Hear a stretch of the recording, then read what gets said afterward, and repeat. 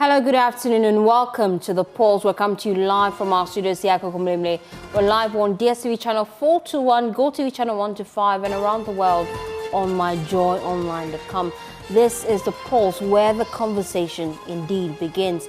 This afternoon, as Ghanaians pause to honor the constitution that anchors the nation's democracy and safeguards citizens' rights, we put the spotlight on key proposals from the Professor H. Kwesi Prempeh's Constitution Review Committee. Stay as we engage key players to hear their take on the changes that could shape Ghana's future.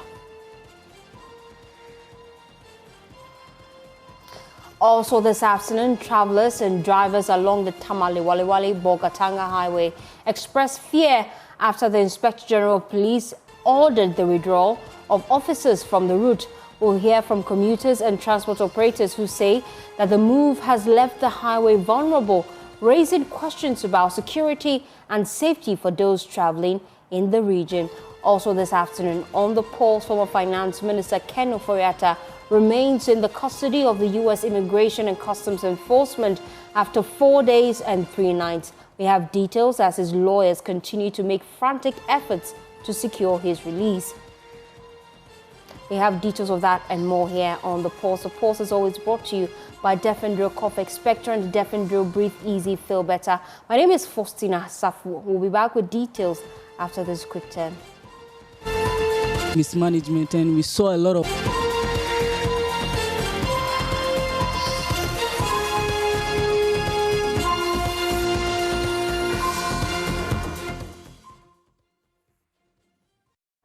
Thanks for staying with us here on The Pulse. Well, this afternoon, drivers and passengers using the deteriorated Tamale Walewale Bogatanga Highway are expressing growing fear after police officers were withdrawn from one of the busiest transport corridors in the northern sector. The withdrawal, reportedly ordered by the Inspector General of Police, follows intelligence suggesting possible imminent attacks on officers stationed at the checkpoint along the route. Road users warn that the already poor condition of the highway, combined with the absence of police presence, could embolden highway robbers and place lives at risk. Correspondent Ilyas Otanko reports. The Tamale Walewale Bogatanga section of the National Road 10 is one of the most strategic transport corridors in northern Ghana. It links the northern, northeast and upper east regions and serves as a vital route for the movement of people, foodstuff, fuel and commercial goods to and from neighboring countries, particularly Burkina Faso and Togo. Despite carrying a high volume of traffic, the highway has suffered years of neglect and has deteriorated to dangerous levels. It is riddled with potholes, contributing to frequent accidents and creating opportunities for robbery attacks. Vehicle breakdowns are also common due to the poor state of the road. As part of measures to secure the highway against robbery and other road offenses, the Ghana Police Service previously increased the number of checkpoints and deploy additional personnel. These measures led to a significant reduction in attacks and accidents along the route.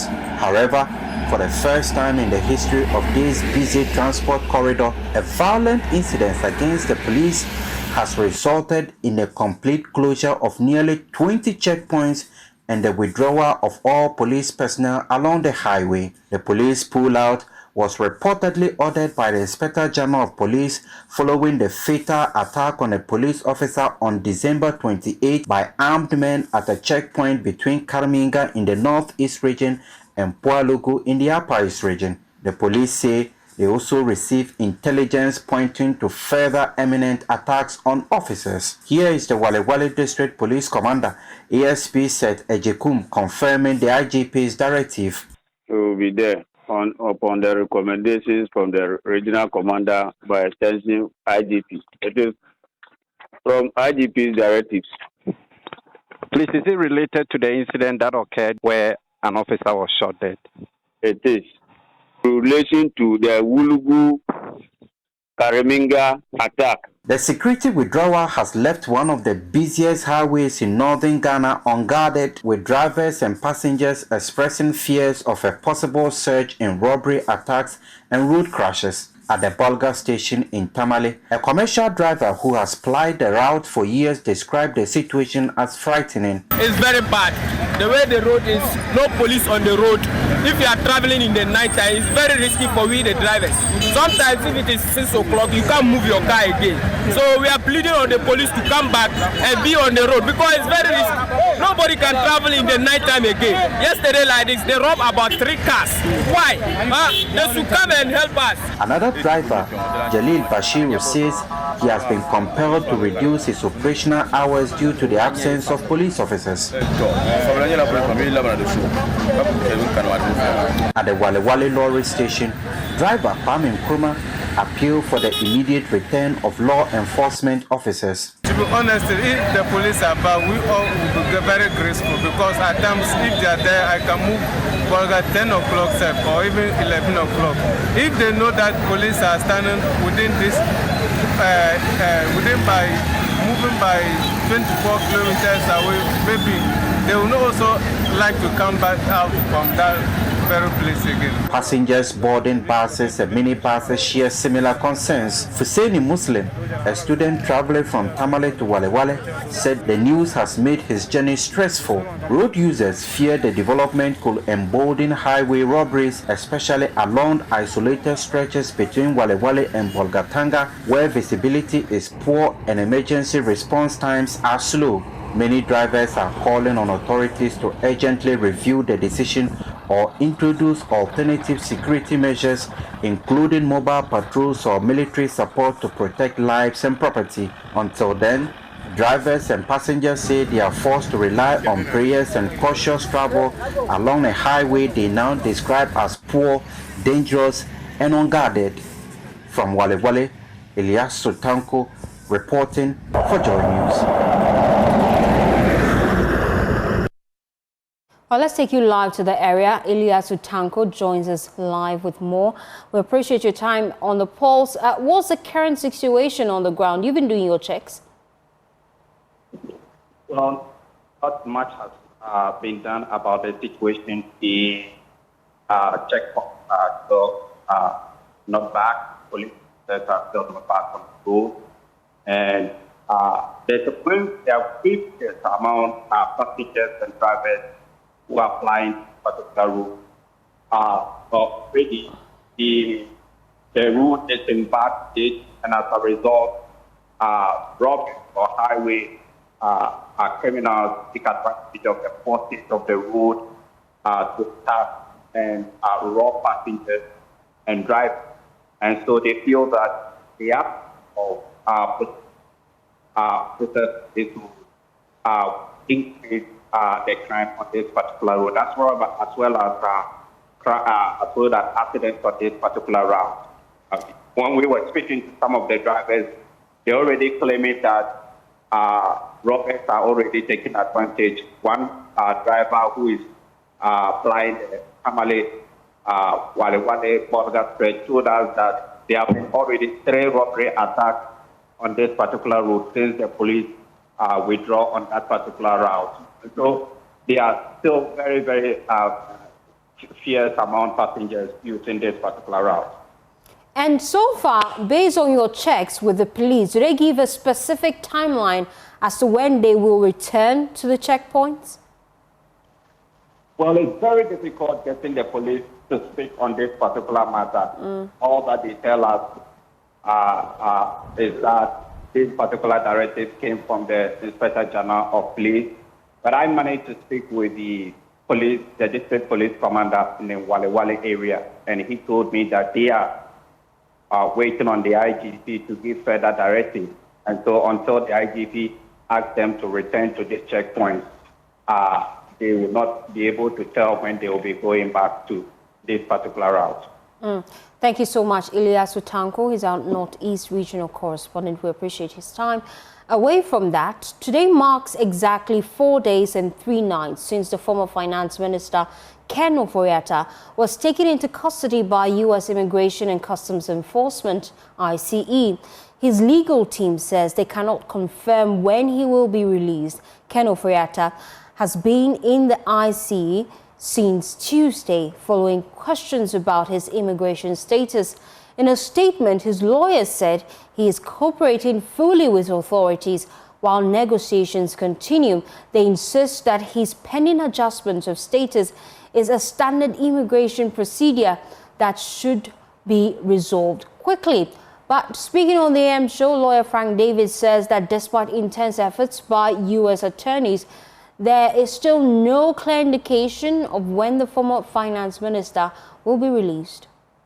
I can't tell you that, Kojo. I can't. I am not in a position to do that. I am not a speculative lawyer. Neither am I a clever one. So I'll wait for the process to be determined. And then when in the fullness of time they make a decision, the Ghanaians will know. You be the first. You be the first person I'll speak to. Mm.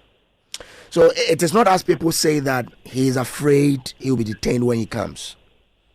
Afraid of what? Of being detained. In the streets of Accra before he left.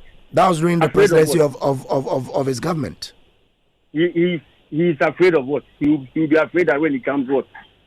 He will be detained. So back in the way I was here, when the new government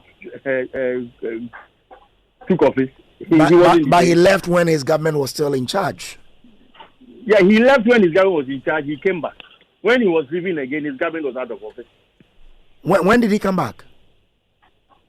When did he come back? Yes. Why? When he went for the COVID treatment, he didn't come back. Oh, he came back. But in January, when he was leaving, the MPP was still in power. The MPP was still in power? Yes. Yes, so that is why extradition processes have been activated. Is that not also a legal remedy? He left with notice. So if the circumstances of his stay are suggestive of the fact that he can't come back to the country, he will stay where he is. Processes have been activated. Why are those processes follow? That matter will also be determined as to whether he should be extradited or not. It's another kettle of fish. Okay. We are not dealing with a purely immigration matter. Purely immigration matter. Strictly and solely for the purpose of a determination of it. Immigration status. Do you perchance know how long you stay in the detention center for? Kojo base. Oh, I'm only trying to you want to pass through my head. No, I'm not. And get to my leg. No. I just told you that I'm not a clairvoyant. I'm not a speculative lawyer. I can only wait for that decision to be made. I thought that lawyers they are fighting it. Because so I was thinking that you know from them when it is likely that he will be out of the detention. That are what? That you know from them, your counterpart lawyers there, when he is likely to be out of the detention center. Oh, I don't know that. At least they have not educated me on that. All right. I'm grateful to you, Frank Davis, for your time here on our show. He is a member of the legal team of Ken of Rata. In a related development, the United States government says the deportation of illegal immigrants. Well, Mr. Davis also rejected suggestions that Oforiatta's application for an extension of stay is an attempt to avoid accountability in Ghana or evade legal processes from the Office of the Special Prosecutor. That one has been done, and if we all know what he is suffering from, it is not easy. After that, you have to go through a period of recuperation, and that is exactly what he is doing. So he is in consultation, constant consultation with his medical team, and if they have advised that the state at which they are, it is imperative for him to continue to remain in the state so that they can attend to him. What is exactly wrong with that? What is exactly wrong with that? Why? Because he is with that. What is exactly wrong with that? Why? Because he is a person of suspect or a supposed accused person. His fundamental human rights and liberties are curtailed. Is that what we want to be told as Ghanaians? That as a Ghanaian, he can't seek medical treatment outside this country? Of course, Ken Oforiatta's visa period lapses next month on the 14th of February, as you are aware. Today is the 7th of January. If for one reason or the other he thinks, based upon consultation with his doctors, that he has to remain in the state for a further period for him to be attended to, It is imperative that he activates the processes that will guarantee him the stay in America. And that is exactly what he has done. And this is a routine, customary, common, normal practice in every jurisdiction of this world. It's not only in America. If you visit the country and when you are supposed to leave, something occasions and you are not able to leave, you apply to continue to remain there. What is so strange about this? So yes, he has applied for his stay to be extended.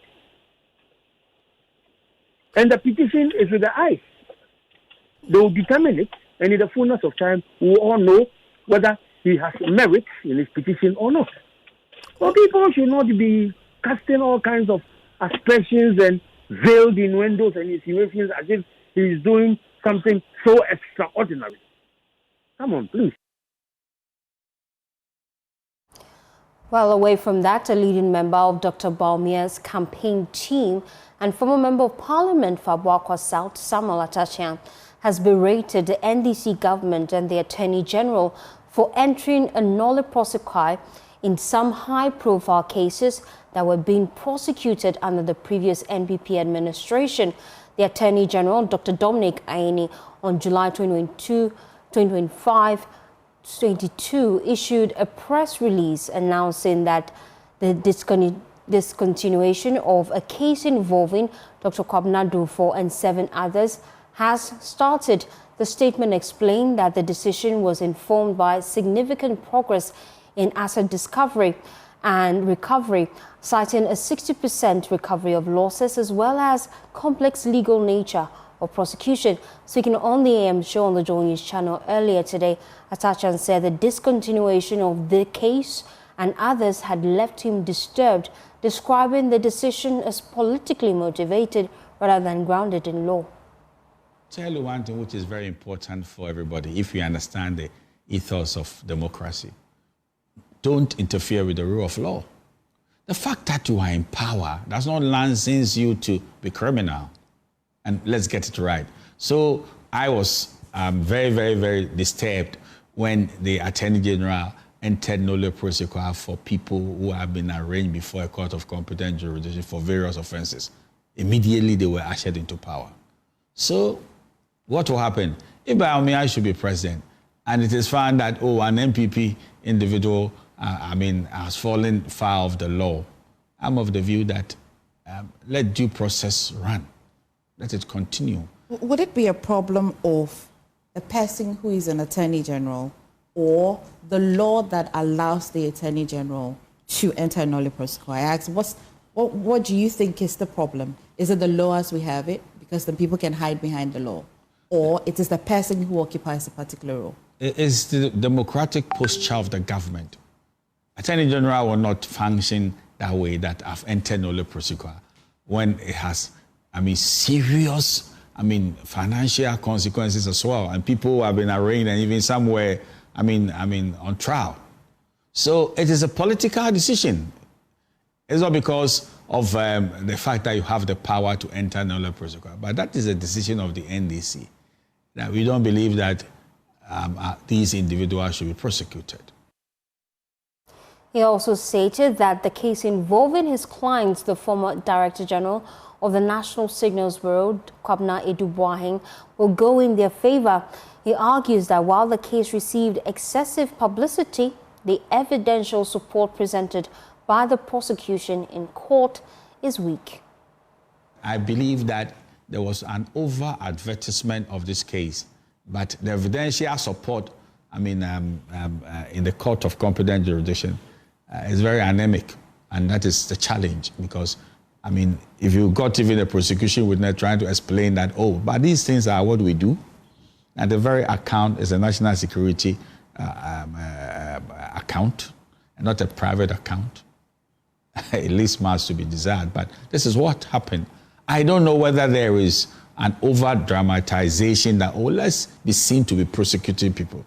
And madam, we should be very mindful of the fact that it is easy to do your razzmatazz in the public and in the media space, but it's extremely difficult to prove that this is a case which is beyond reasonable doubt, and therefore you will secure conviction. The two are not the same.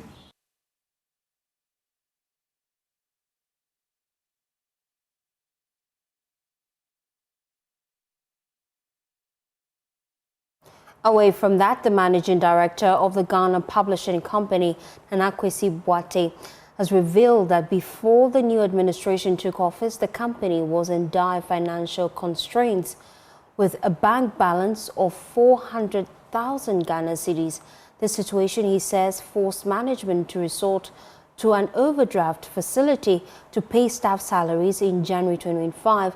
Speaking during a visit by President John Dramani Mahama to the facility, the CEO said that since the new administration assumed office, the company's financial position has improved significantly. He disclosed that management has been able to place some 15 million Ghana cedis in a fixed deposit account. I'm happy to note that the minister has lobbied the Minister of Education and the Minister of Finance, that when we start the printing of the textbooks and learning materials, Ghana Publishing should get a big chunk of that contract so that you can raise more money to continue the retooling exercise that you're doing. But I like the innovative thinking that you have brought into this establishment.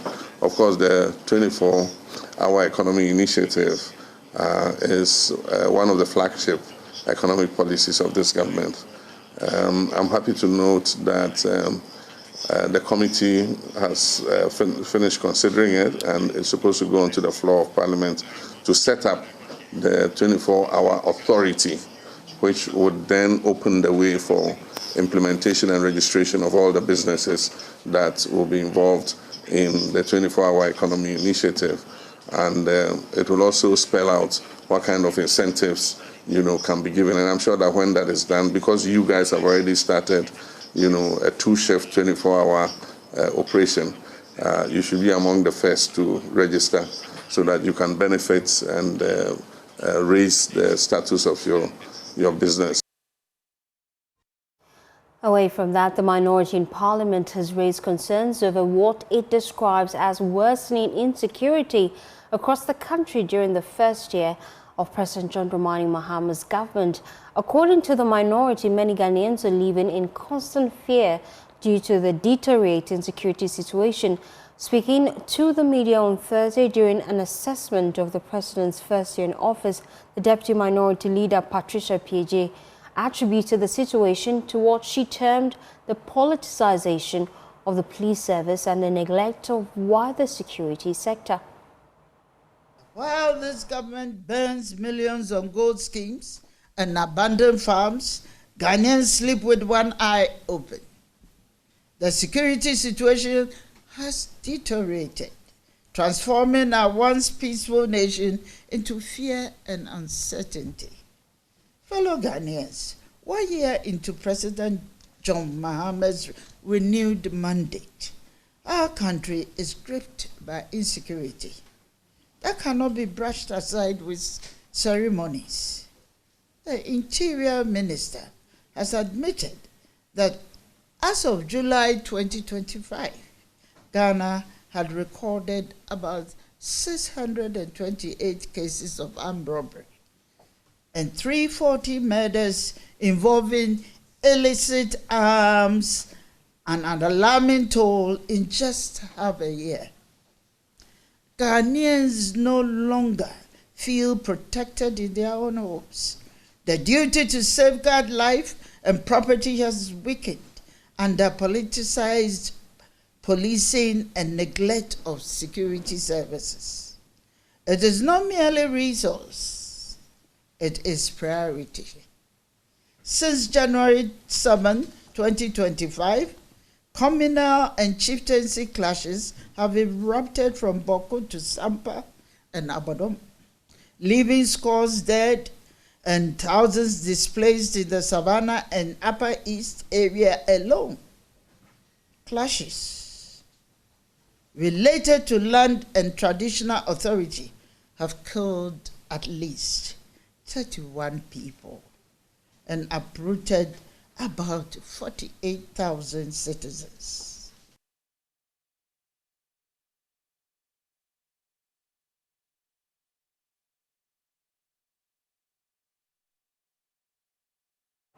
You're still watching The Pulse. When we return from this quick turn, we'll have that conversation on the Constitution and why it's imperative that we transform the nation by looking at critical sectors of our Constitution. Please stay with us.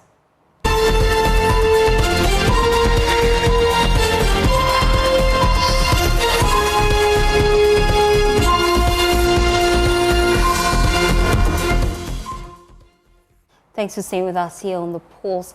The Accra Mayor Michael Alute has given traders on the pavement in the Central Business District until the end of January to vacate the pavement or risk eviction. Traders who were removed during last year's decongestion exercise have since returned, worsening congestion and posing significant risk to individuals around. There's more in the following report by Michelle Latte. Unauthorized street trading by vendors has not only become a nuisance, but also an age-old albatross that city authorities continue to struggle to tackle. When Accra Mayor Michael Alute was sworn into office, one of the priority areas he sought to address was illegal trading on pavements. Despite last year's decongestion exercise, which aimed to dissuade traders from peddling their wares on pavements, the streets are now far more congested than they were during the crackdown. Speaking to the media after the sword-cutting ceremony, the mayor warned that traders who fail to vacate the pavements by the January 30 deadline will face sanctions. And the last thing I want to say is that I'm giving the traders in Accra up to the end of January. Please, they should move back to the normal red line so that we all live in peace. By the end of January, I am going to clear the streets. This time I'm not putting human face in it because I've been talking to people, I've been walking to them for some time now.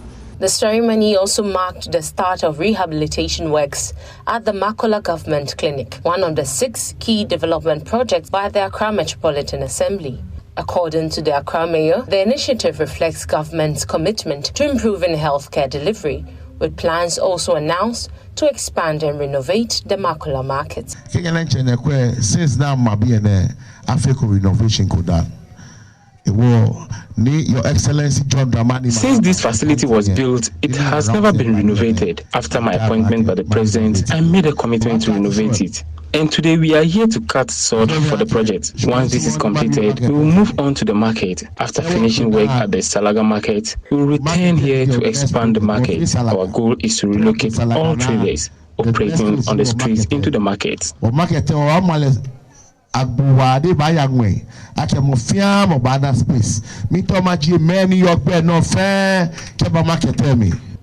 women at Makola welcomed the announcement, expressing optimism about improved healthcare services and better trading conditions. We thank the mayor for taking the initiative to renovate the clinic. This is exactly what they should be doing. It makes us proud of the choice we made in voting. When the renovation is completed, they must make sure that the clinic has enough medical supplies. He has done so much, and we are truly grateful for his efforts in helping us. The upgraded Makola Government Clinic is expected to improve healthcare access for residents and traders in the Central Business District. For JoyNews, Michelle Latte. Now we asked this afternoon from a local governance perspective, why exactly do decongestion exercises in the Greater Accra region particularly often fail to achieve lasting results, and what structural gaps really needs to be addressed to make them sustainable? Well, Dr. Richard Fiadomo, a local governance expert, explained that politicians appear to be profiteering from the decongestion exercise in the cities, which is why the problem persists. He spoke earlier on Newsdesk. The truth of the matter is that decongestion exercises have become political shadow boxing. Anytime a new mayor or chief executive comes into office, he or she wants to announce his or her presence to the people by doing a decongestion exercise. After the decongestion exercise is done, everybody, including the mayors, they go to sleep. This is the very same mayor who did a decongestion exercise immediately he came to office about 6-7 months ago. A red line was created, and it was expected that nobody should cross the red line. The question we ask ourselves is, why has the red line been crossed? Is the assembly not having city guards who go to the market on a daily basis to ensure that people comply and do not go beyond the red line? So for me, what I've come to see is that the assemblies are beginning to use decongestion exercise as an avenue for corruption. Lands at the Ghana Radio Astronomy Observatory belonging to the Ghana Atomic Energy Commission have shrunk from the original 163 acres to less than 30 acres due to encroachment. Speaking to JoyNews, the director of Ghana Space Science and Technology Institute, Dr. Joseph Brimatando, says people living around the observatory use equipment that emits radio frequencies which interfere with the faint signals received from space to study the universe. The following report has more. We're working very closely with the security agencies to support us with patrolling and warding off the illegal occupiers of the land. We'll continue to demolish, and we'll also continue to take it up legally in the law courts by suing some of them. Yeah.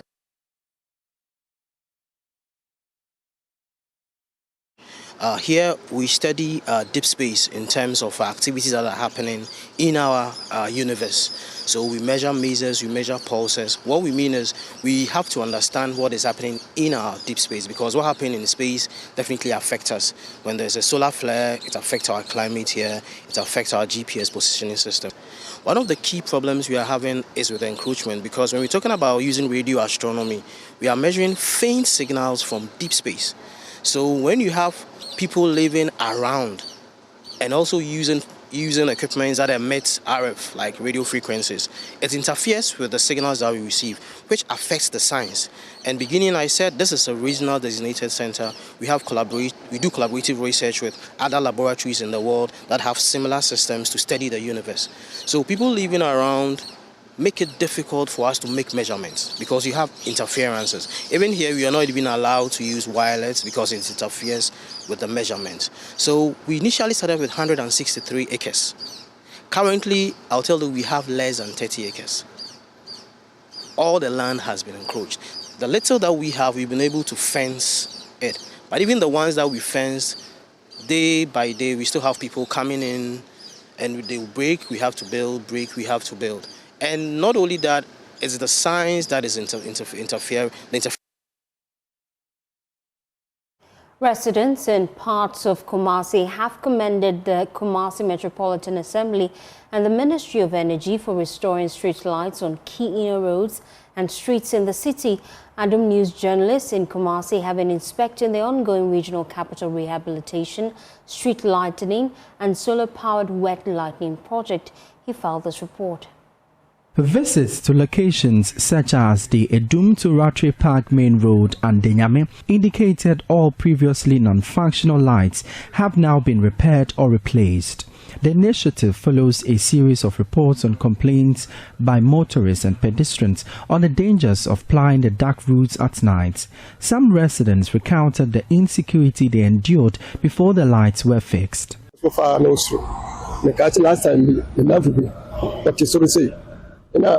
Around 9. One of my friends was walking on this stretch around 9 p.m. in the night when the lights were not fixed. Armed robbers attacked him and snatched his phone.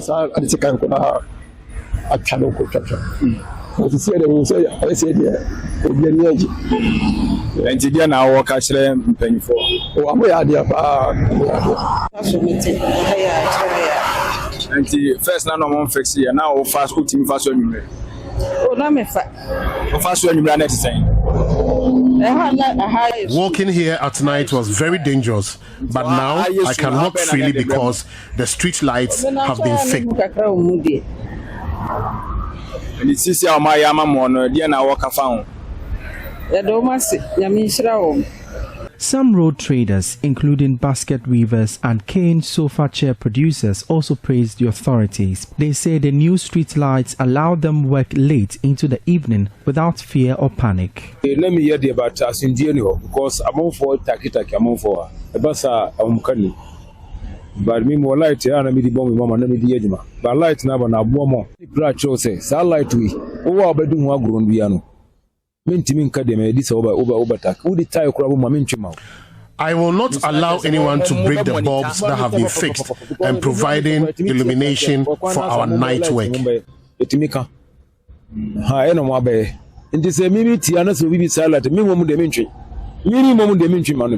Meanwhile, they have also called on the authorities to make sure that other parts of the regional capital still facing lighting problems are fixed as well. They express hope that the continued vigilance will ensure the safety and the illumination of their neighborhoods. Francis Menses reports for JoyNews. You're still watching The Pulse. We'll be back after this quick turn. Please stay with us.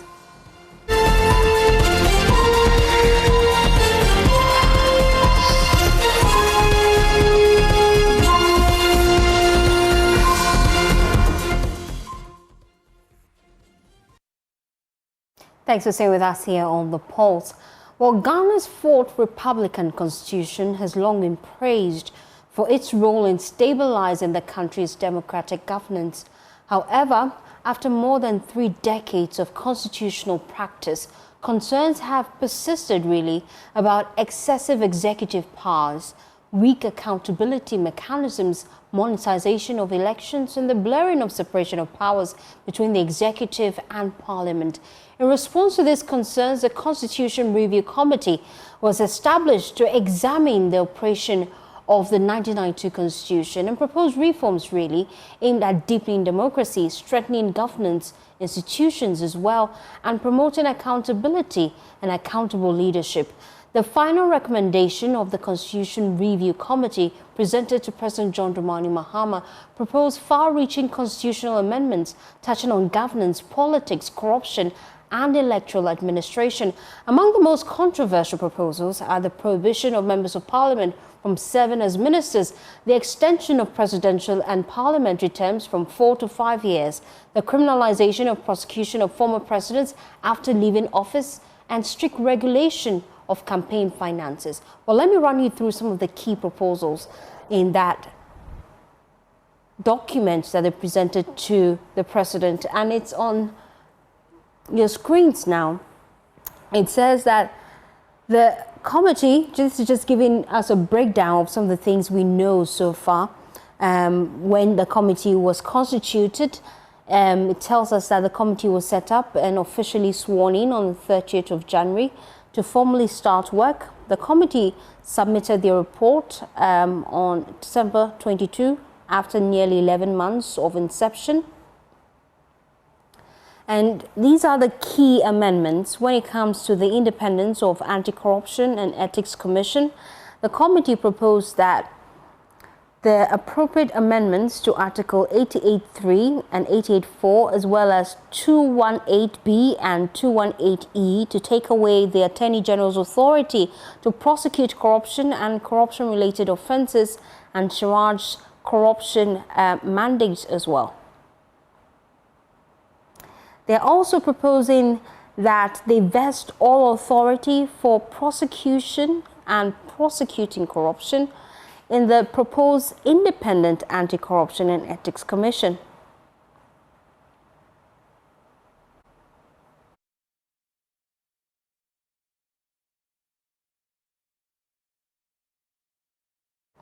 Well, that is among the many proposals they are making, and they're also proposing significant restructuring of the Electoral Commission. Those are some of the key proposals, and we know that the next phase is for the implementation of this. The president has told us that they will set up a committee, an implementation committee that would draft the roadmap as to how this will be implemented. And so we will be looking forward to that. But we took to the streets, being Constitution Observation Day. We took to the streets to find your thoughts about the different proposals that have been made by the Constitutional Review Committee. And this is what they had to say. Have to pay taxes because we all pay. So the president have to show example so that we all follow. Yeah, I think it's a good suggestion because the president is probably enjoying all the presidential free amenities and stuff like that. And we the citizens, it is our taxes that we pay that they used to pay the president. So I think that he should also pay taxes. On the president paying the taxes, I don't think it's a fair idea because he's the head of the state. So I think he's not supposed to be allowed to pay taxes. It depends on the work that the MP is doing for the constitution. Because some MPs, they will come like 4 years, they will not do anything. When they come on power, they just spend the money anyhow. But if my suggestion is, if the MP is doing a good work for his constitution, I prefer to maybe 6 years cry, it's okay. Well, I think it's not a good thing because when we spent 4 years, we saw a lot of mismanagement during from Nanado's time. In 8 years, we could see mismanagement and we saw a lot of